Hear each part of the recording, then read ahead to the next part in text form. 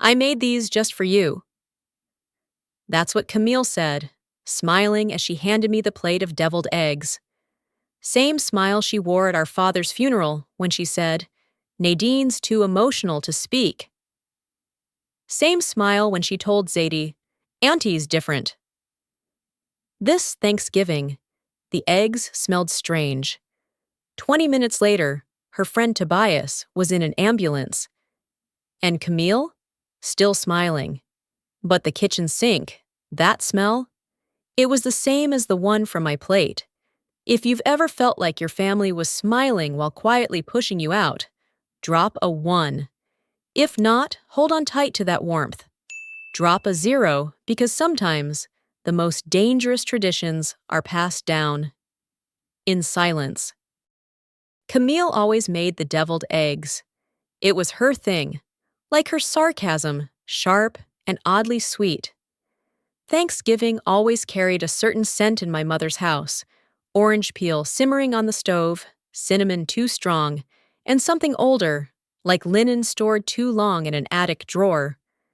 This year, it also smelled like hesitation, the kind that hung on doorknobs before you walked in. I hadn't come home since Dad's funeral. No birthdays, no holidays, not even a sympathy card visit when Camille's dog died.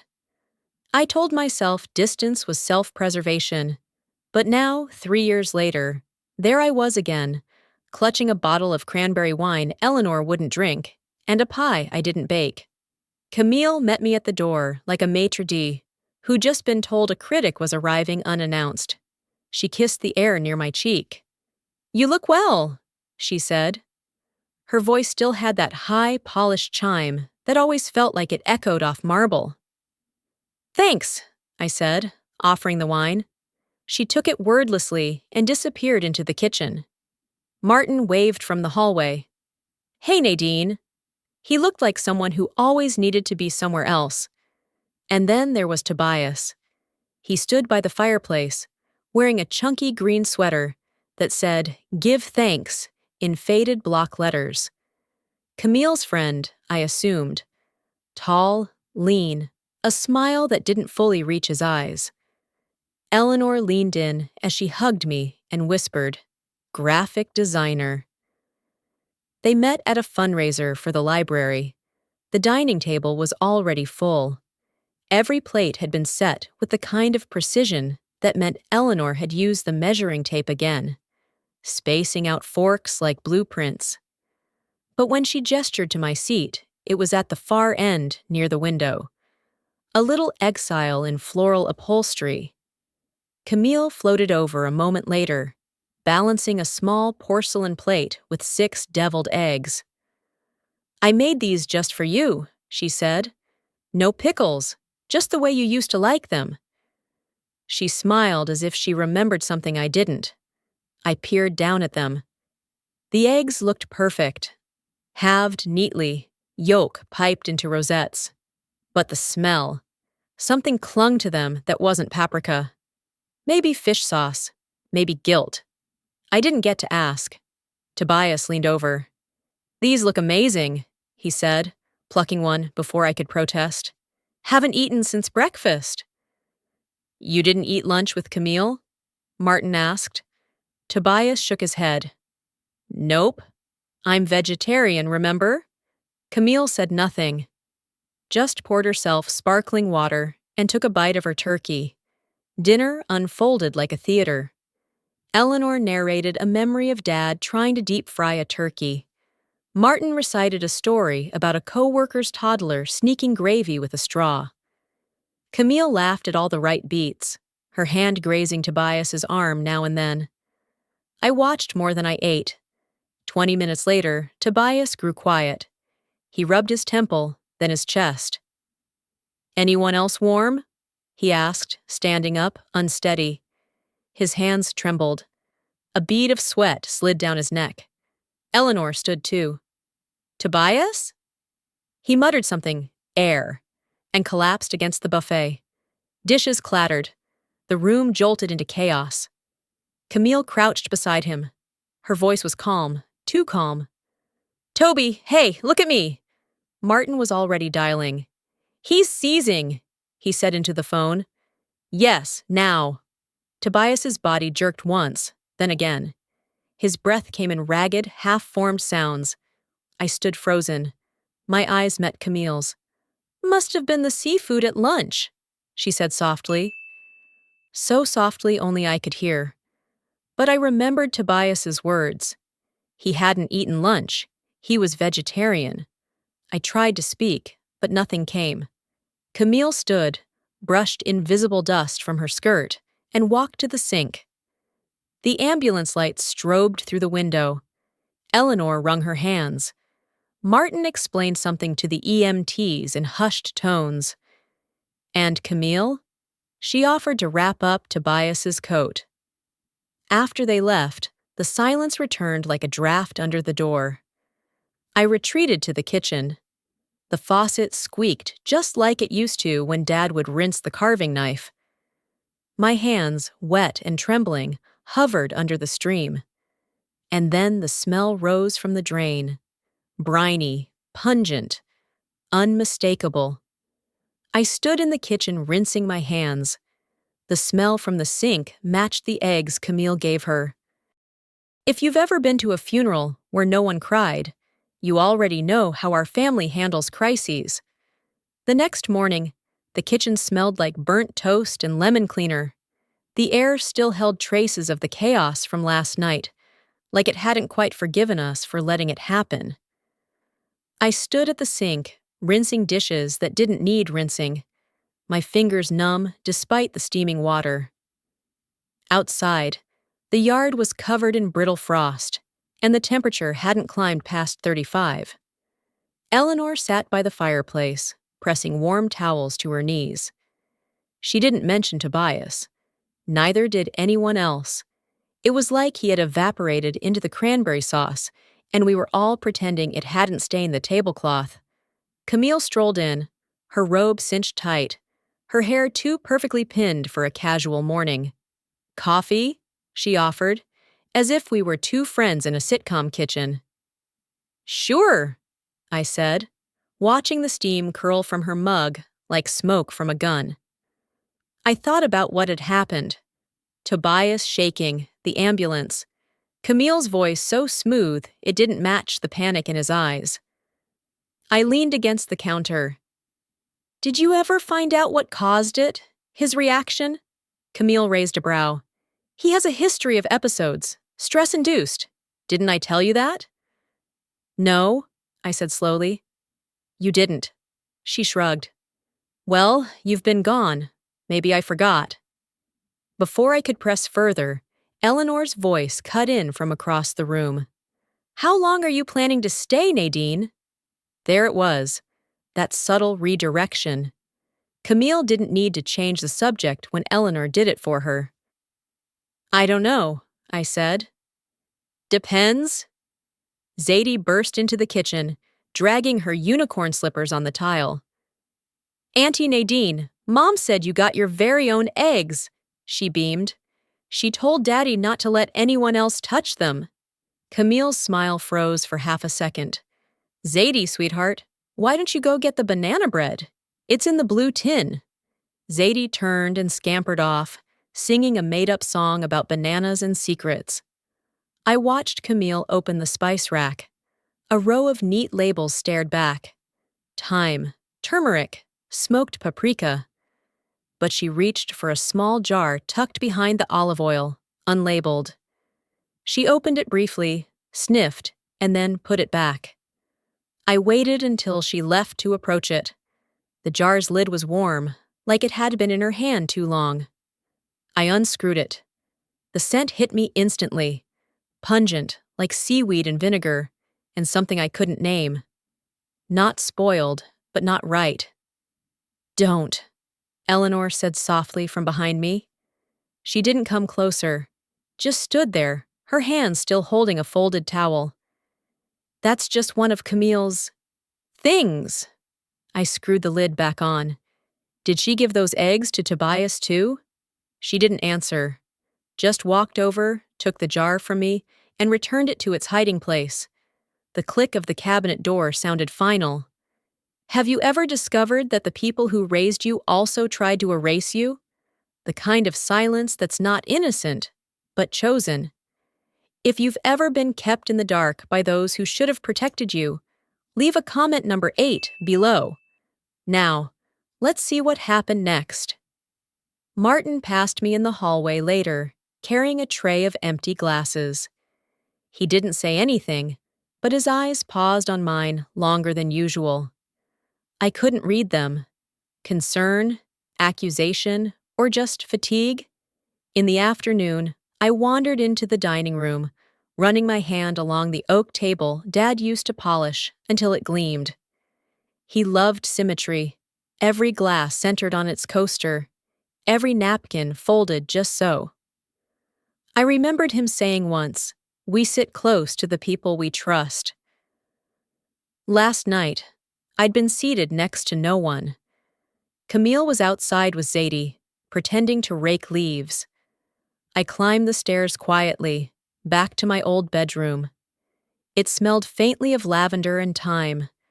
Dust motes danced in the shaft of sunlight breaking through the curtains. I sat on the floor, pulling out the storage box under the bed. It still had the stickers I put on it in 8th grade, stars and a faded Lisa Frank dolphin. I lifted the lid and sifted through old notebooks, a dried corsage, and a broken Walkman. At the very bottom was a small tin, the kind Dad used to keep screws in. Inside, a flash drive. I didn't remember putting it there. I plugged it into the dusty laptop I'd found on the shelf. It blinked to life slower than I liked. One file. A voice memo. I clicked play. Camille's voice filled the room. Some things don't get erased, not even by grief, especially not by grief. The USB clicked into my old laptop with a soft mechanical hum. I hadn't touched it in years. Dad and I used to pass files back and forth on it when I helped him organize donations for the high school library. Back then, it held scanned receipts, photos of outdated encyclopedias, spreadsheets of book donations, boring stuff that somehow made me feel useful, important, close to him. Now, I didn't know what it held, just that it was buried under my high school yearbooks, and that some part of me, a part I'd tried to ignore, had remembered it when I'd found the smell in the sink. I sat at my childhood desk, the chair squeaking as I leaned forward. The glow from my lamp fell across my knuckles, pale and tight around a mug of chamomile tea I hadn't touched. The window was shut tight against the 30-degree chill, but the cold still found its way into my spine. Outside, a neighbor's golden retriever barked at something unseen, probably a shadow or a squirrel. The file folder on the USB was labeled MISC 2018 to 2022. I clicked through slowly. Old photos popped up, Dad grinning beside a pyramid of boxed book sets, me and Camille flanking him with forced smiles. Then, a folder within a folder. Voice. Inside, a single dot MP4. The timestamp read November 12th, 2022. I double-click. At first, it was just static. Then, Camille. "She always gets the spotlight," she said, her voice muffled, like it was recorded in a car. "Maybe next time, she'll learn not to come." I froze. There was no context, no lead-up, just that single sentence. It played again automatically, looping. Her tone was different, sharp, resentful. Nothing like the sugar-glazed kindness she coated everything in at Thanksgiving. I didn't need more than one guess who she meant. I pressed pause, then played again. Then again. Each repetition drilled deeper. The venom in her voice wasn't theatrical. It was real, intimate. It wasn't just bitterness. It was a warning. I reached for my phone and opened my email. Subject: Quick legal question. Urgent. Hi, Greg. Need to ask something about food allergies and legal implications. Hypothetically, What if someone knew about a food restriction and ignored it on purpose? What counts as proof? Greg was a friend from my Chicago days. Quiet, precise, and always up at odd hours. A good person to ask the kind of questions you didn't want to attach to your own name. While I waited for a reply, I opened a new tab and searched. CDC allergen symptom chart. I found a government PDF listing common allergens and their reactions. Shellfish was one of them. Itching, sweating, tremors, nausea. Just like Tobias yesterday. I pulled up Tobias's tagged posts on Instagram. There it was, a stir-fry from Green Bowl Cafe. The menu said vegan, nut-free, gluten-free. I cross-referenced the timestamp. 12:47 p.m., Thanksgiving Day. We'd started dinner around 3. No time for another meal in between. I sat back, staring at the screen. Everything lined up. And Camille had said, "Must have been the seafood at lunch." Like she was trying to redirect before anyone asked. My phone buzzed. Greg. He'd attached a couple of case files, assault via allergen exposure. "Tricky," he wrote. "Malicious intent is hard to prove, especially in families. If you're serious, get everything in writing. Get medical confirmation. And don't confront them directly. Not yet." But I already had. I clicked back to the audio file. Her voice spilled out again. Maybe next time she'll learn not to come. And maybe next time I wouldn't. I opened the drawer of my desk and pulled out one of Dad's old notebooks. The cover was torn at the edges, but his looping handwriting remained. Lists, reminders, sermon notes. On the inside cover, in blue ink, Camille, cleanup rotation. Then underneath, scribbled in a different pen, Nadine, remember to breathe. My throat tightened. He always left us notes, encouragements hidden in plain sight. He knew. I didn't know what, but he knew something wasn't right.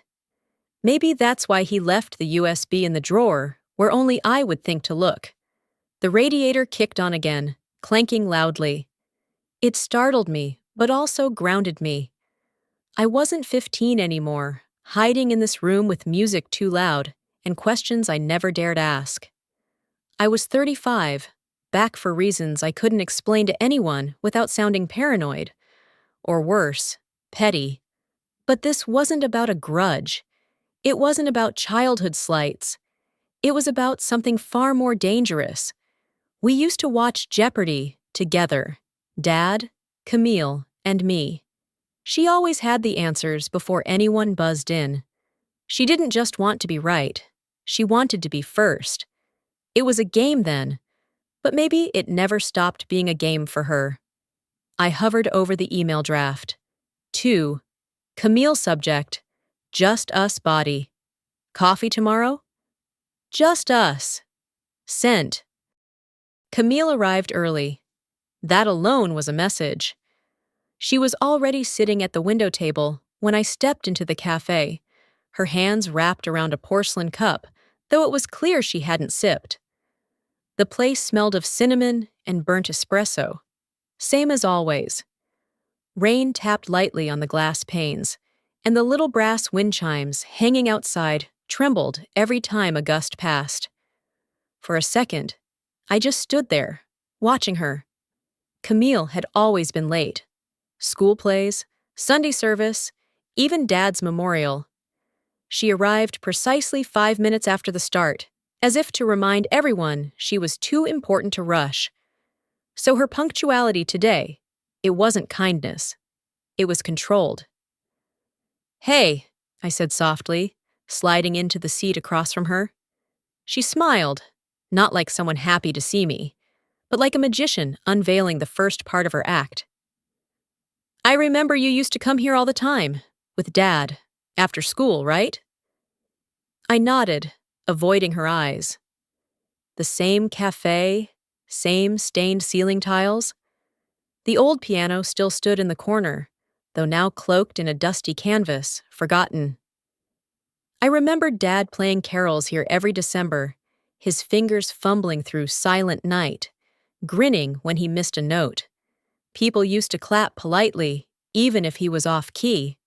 That memory sat like a lump in my chest. They were going to toss the piano out, Camille said, sipping her tea as if she could read my mind. I talked them into keeping it. I didn't believe her. Not really, but I also didn't argue. I have something for you, I said, and placed the USB on the table between us. Her gaze lingered on it.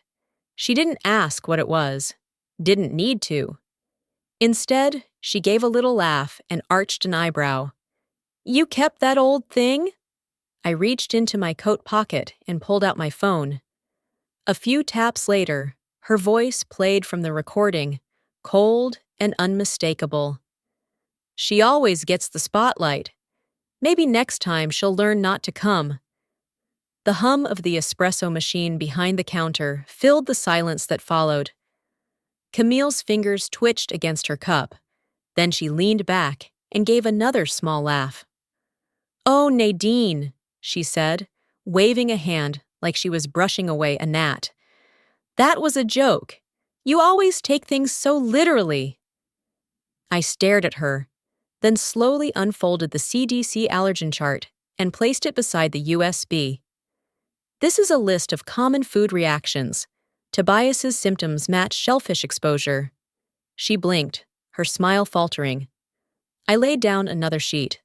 Green Bowl Cafe menu. Vegan, nut-free, gluten-free, no seafood. Then the final paper. Timeline of Thanksgiving Day meals, printed from Tobias's own post. There's no room for a mystery lunch, I said. He only ate what was served at the house. She didn't touch the papers. Her fingers were too still now, her tea still full.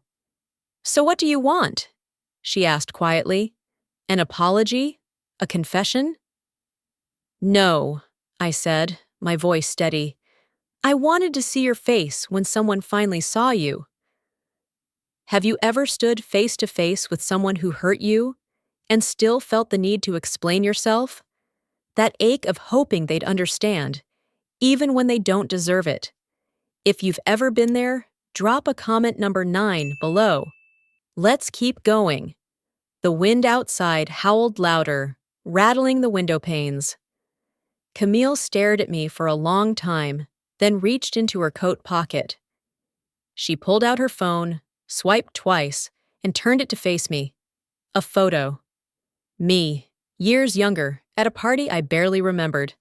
A bottle in one hand, some guy's arm looped around my shoulders.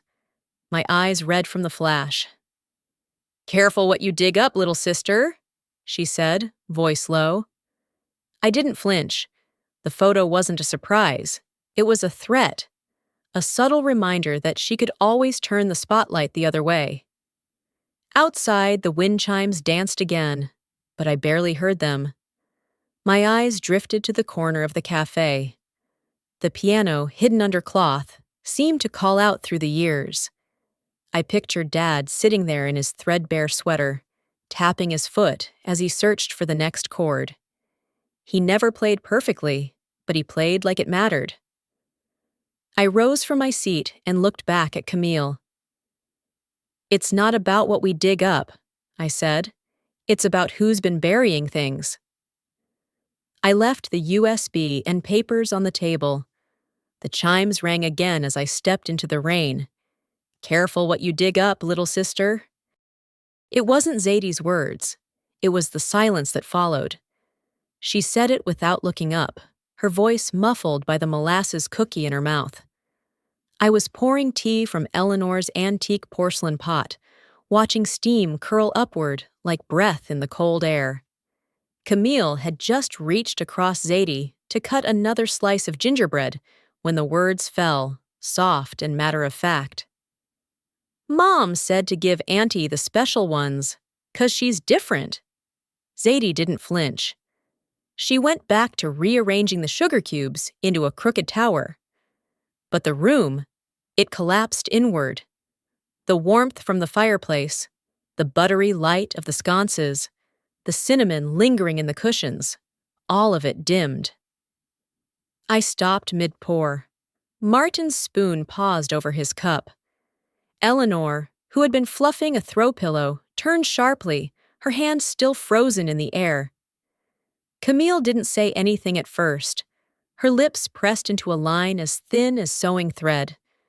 Then she leaned down, gently tucking Zadie's curls behind one ear, and whispered, tight and quiet, "Zadie, not now." The child blinked, unsure, her hands flattening the hem of her sweater as if it might undo whatever shift she'd caused. But it was too late. The damage had already taken root, and it bloomed in silence. Nobody looked at me, not even Camille. Eleanor sat down stiffly, her bones sinking into the couch with a sigh that felt heavier than age. Her eyes landed on her teacup, but didn't lift. Martin, never one to seek attention, stood with a kind of slowness that made it clear he wasn't escaping. He was retreating.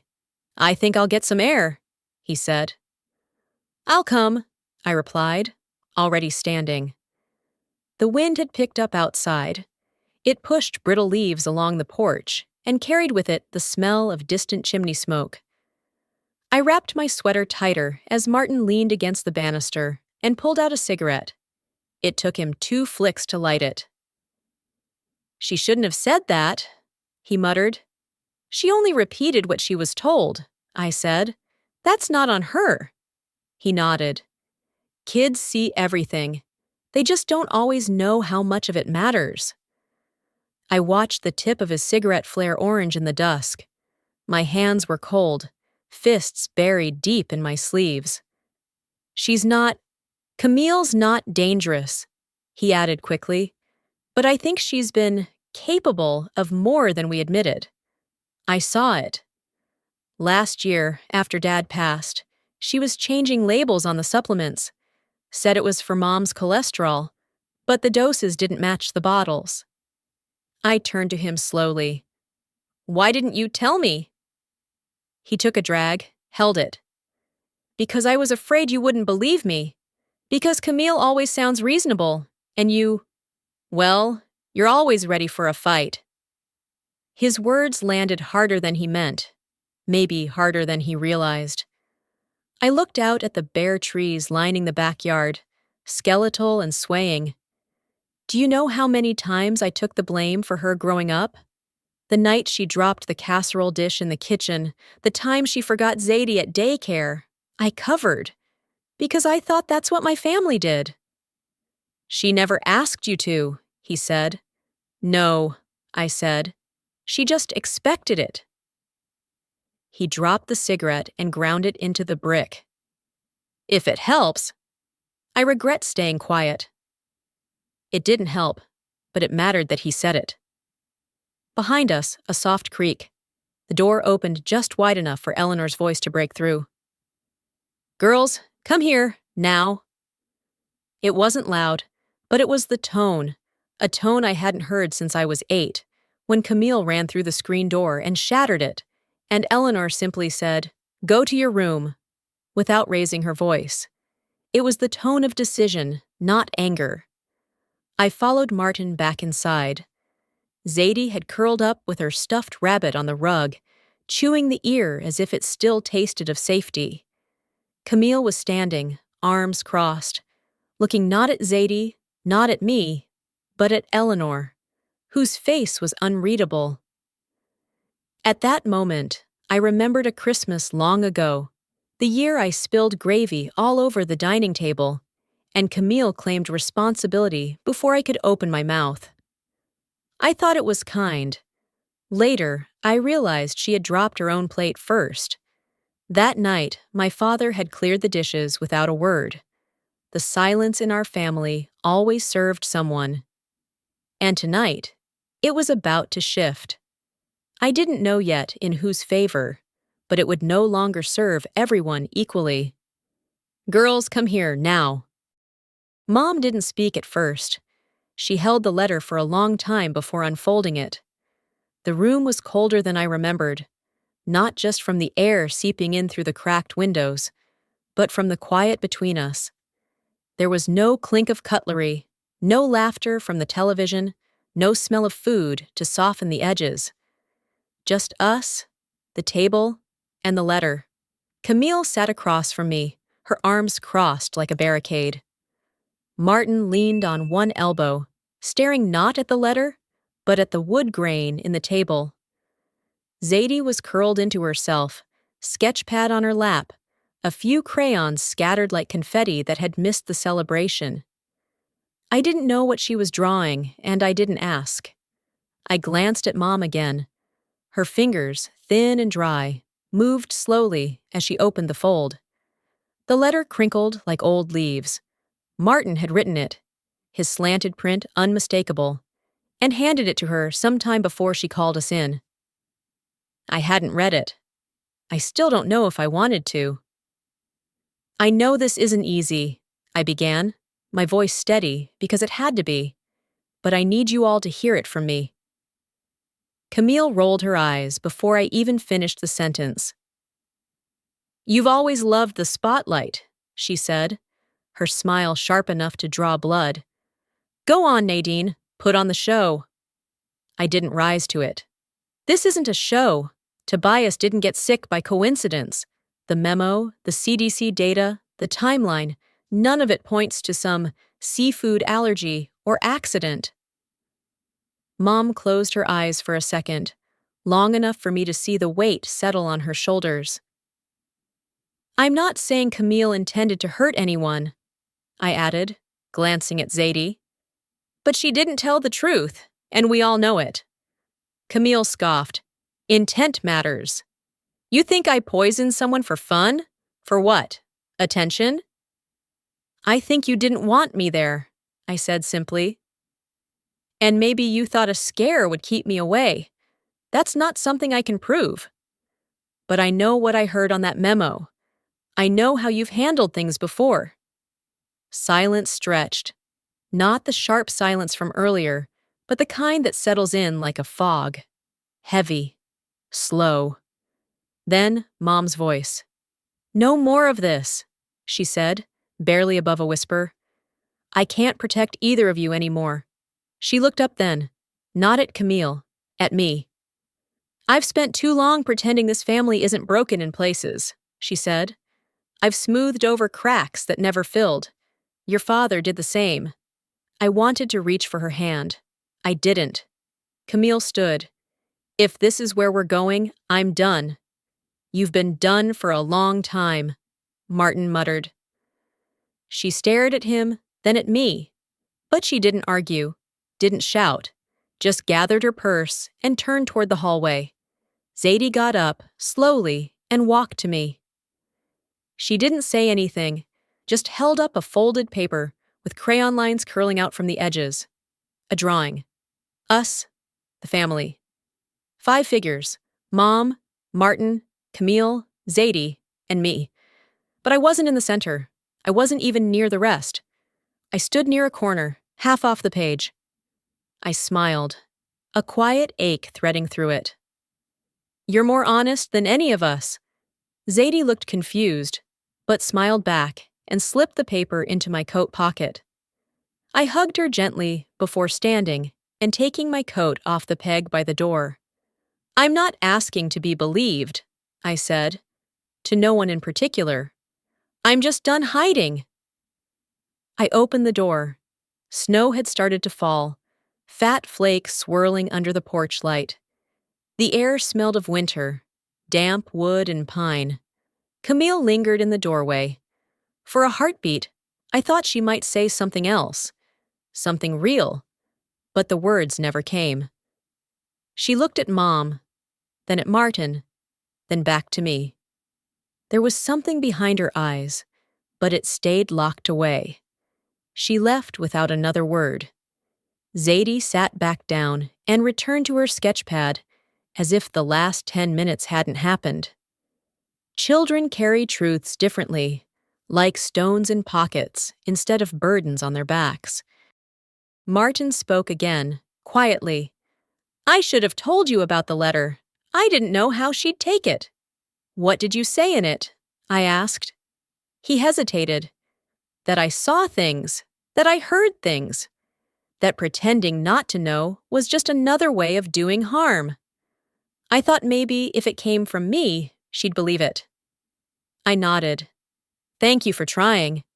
He gave a small smile, one that didn't reach his eyes. Too little, too late. I took one last look around the room.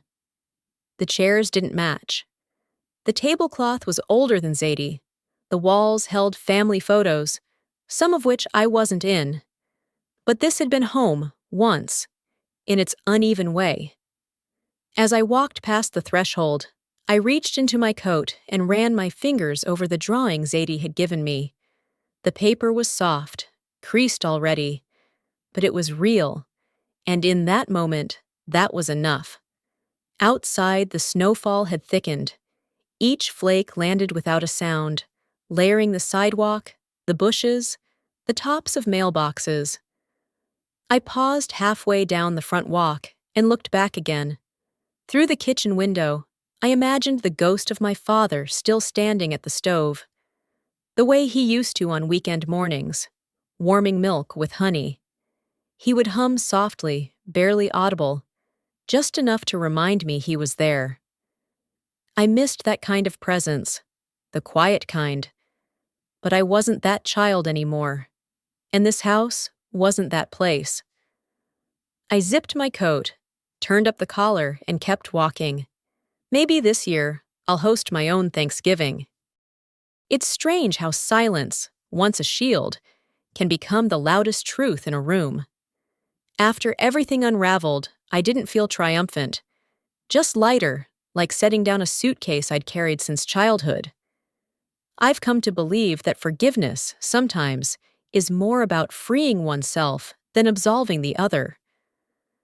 Family doesn't have to be fixed to be understood.